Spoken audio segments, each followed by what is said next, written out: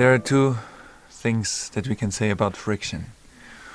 One friction is a very creative friction that pushes us to the limits, to the borders, and it starts like if you take a diamond and the friction will clear the diamond.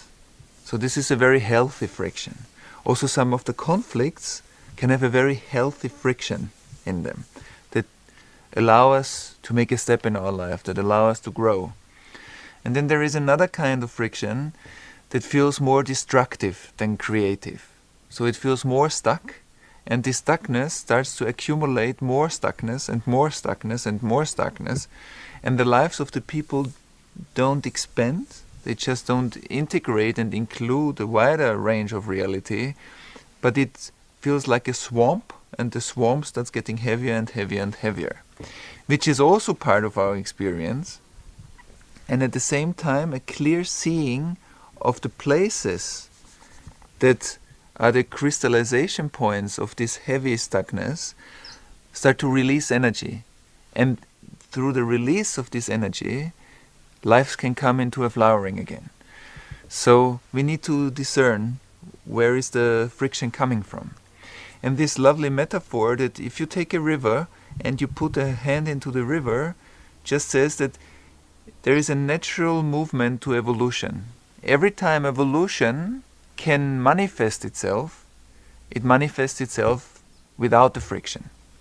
So every time there's a creative impulse, if you're very connected to the source within, every time the creative impulse comes, it expresses itself as an awake life, no friction.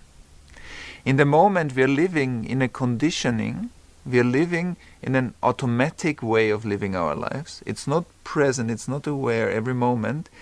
This creative impulse happens, but it bumps against the addiction to this behavior.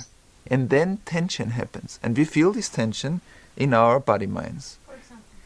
So when we are not living according to our own inner truth, according to our authentic energy, then the creative impulse, for example, to express sexuality, if it bumps against a no to sexuality, then the body produces a lot of energy that cannot come out, connect in a natural way, fulfill itself, and by the fulfillment there's a natural movement to it. It's not a big thing, it's not a small thing, it's just what it is.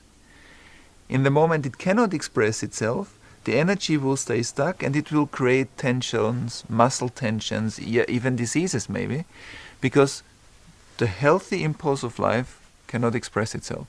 And this with sexuality is just one example, but this happens on all levels of our life. Again, if we have an intuitive insight to not take the next corner, but to continue 3 streets and then take the next corner, and we don't follow this intuition, even if our mind says, why? This is the shorter way, and we're in a traffic jam.